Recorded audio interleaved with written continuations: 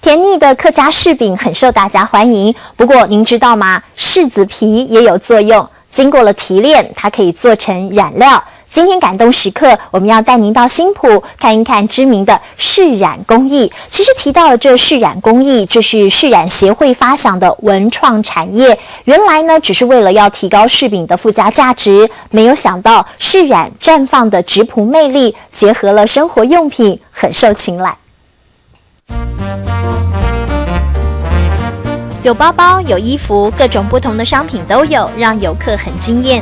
不同于一般的植物染，它拥有皮革的质感，这就是客家知名的柿染手工品。我们标榜手做的话，就是你不会跟别人有重复性的东西。那像灯罩也是一样，就算我再怎么会，第二块也绝对不会跟第一块是一模一样的。从柿子皮提炼染料，用在手工艺品上，在徐春锦还有柿染协会的推广下，不但让客家妇女可以多一项专长，也欢迎游客 DIY。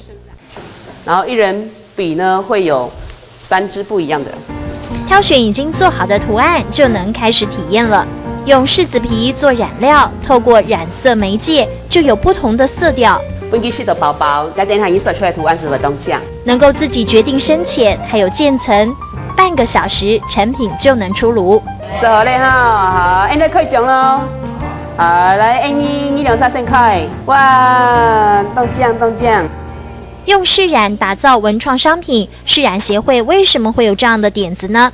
原因就是新竹县新埔是柿饼的故乡，而看着客家妇女经年累月的削皮做柿饼，意外发现柿汁也有功能。有一些客家的阿婆啊、妈妈他们，他说你小心哦，衣服不要沾到了，沾到会洗不掉。他就献给我们看他们的工作服，上面都是很多柿汁的沾到痕迹。就想说，哎，这是很好的一个发想，因为柿汁它不会说因为时间的长，然后颜色变浅，它是反而越来越深。柿子黄澄澄，做成柿饼很受欢迎，但是削下来的柿子皮却没有太大的用途。而现在有了柿染商品，让垃圾也能变黄金。柿子皮削下来之后做什么？做堆肥。那在堆肥之前呢，我们是不是让它再发光一次？就是让它提炼我们要的染汁。提炼完之后，我们还是一样让它回归大自然。所以这是很符合我们客家人勤俭的一个风格。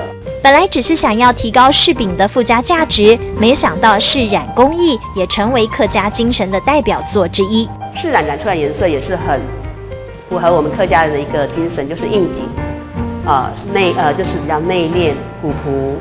柿染遇到太阳越晒颜色越明显，耐洗又耐晒，大受欢迎。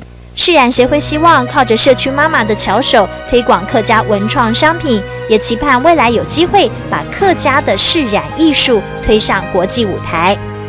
黄澄澄的柿子皮大锅里慢火熬，过滤取汁煮布，每个步骤蕴含客家勤俭。